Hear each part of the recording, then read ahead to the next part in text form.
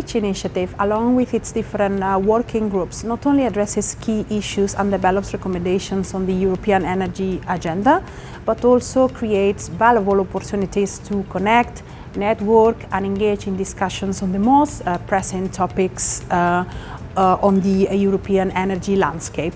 For example, today we are participating in the EU Week of Regions and Cities, where we have organized a workshop with a focus on fostering citizen engagement in the energy transition.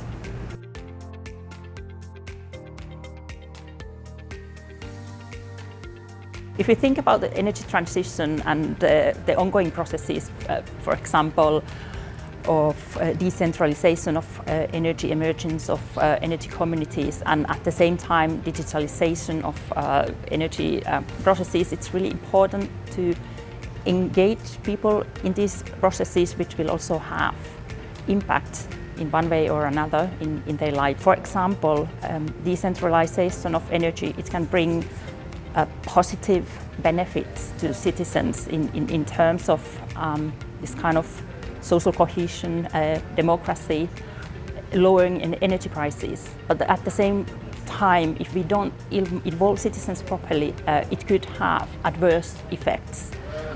Thinking about topics such as social acceptance or maybe uneven distribution of benefits, for example. So we need to have people on board.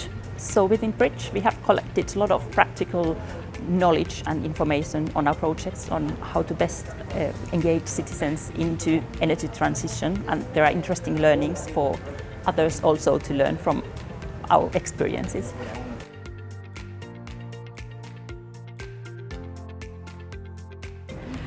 I work in Eurocities as a project coordinator with the 112 Cities mission with the platform that is called Net Zero Cities Platform.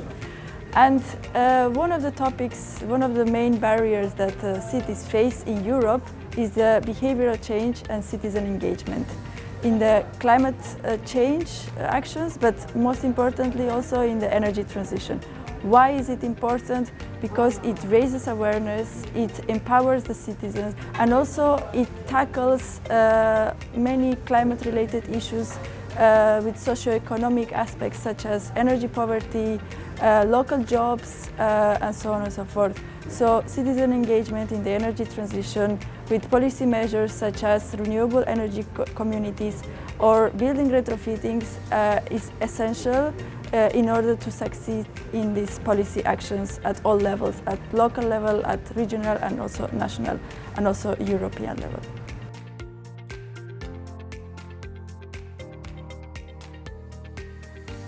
Policymakers should foster energy efficiency and local renewable energy initiatives.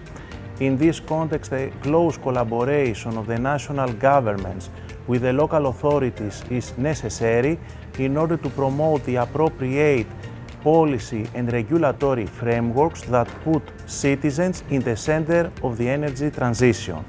Strengthening community engagement with inclusive decision-making processes can enable the wider impact and acceptance of the local projects from the citizens. In Europe, there is a number of projects under Horizon Programme, EU mission that strongly support this kind of activities, like Empower and Crete Valley.